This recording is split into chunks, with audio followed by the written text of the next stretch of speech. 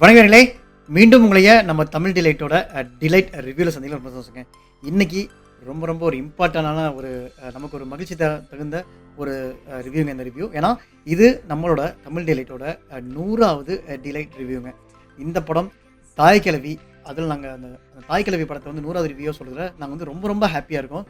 ஏன்னா அதை நான் ஒன் பை ஒன்னாக சொல்கிறேன் உங்களுக்கு எப்படிங்கிறது. பட் நம்மளோட ஜேர்னி வந்து பார்த்தீங்கன்னா எக்ஸாக்டாக 26 பிப்ரவரியில் நான் ரணம் ஆரம் தவறேல், அதாவது நம்ம வைபவோட ரணம் ஆரம் தவறையில் தான் நம்மளோட ஜேர்னி ஸ்டார்ட் பண்ணோம். டிலைட் ரிவ்யூ ஃபஸ்ட் ரிவ்யூ அதான் 2024 பிப்ரவரி 26 நம்ம பண்ணியிருந்தோம்.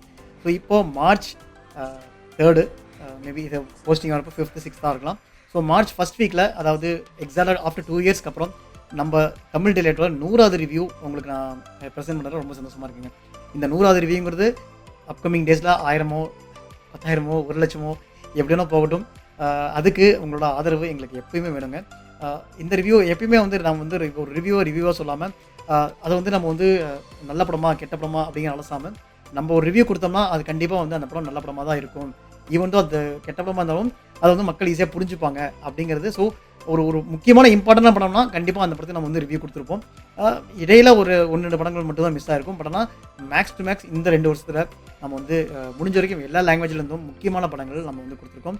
அதில் இன்றைக்கி நம்ம வந்து தாய் கிழவியை நான் வந்து 100வது ரிவ்யூன்னு சொல்கிறதுல எனக்கு வந்து மிகப்பெரிய சந்தோஷங்க. ஏன்னா நான் எந்த ஒரு படமே நான் என்னோடய ஃபிலிம் ஹிஸ்ட்ரியில் வந்து கிட்டத்தட்ட பார்த்தீங்கன்னா எவ்வளோ படங்கள் பார்த்துருப்பேன். மோர் தென் 1 லேக் கூட சொல்லலாம். அவ்வளோ படங்கள் எனக்கு படங்கள்லாம் அவ்வளோ பிடிக்கும். நான் எக்கச்சக்கமாக படங்கள் பார்த்துட்டே இருக்கேன். சின்ன வயசுலேருந்து பார்த்துட்ருக்கோம். அதாவது அதுக்கு ஒரு கணக்கே இல்லைன்னு சொல்லலாம். ஸோ அவ்வளோ படங்கள் பார்த்துட்டு எந்த ஒரு படத்துக்குமே வந்து மீன்ஸ் ஒரு நினைவு தெரிஞ்ச நாள்லேருந்து பார்க்குறப்ப எல்லா படத்துக்கும் வந்து எக்ஸாம்பிள் சொல்லப்போனால் நான் வந்து ஒரு அஜித் ஃபேன் வச்சுங்களேன்.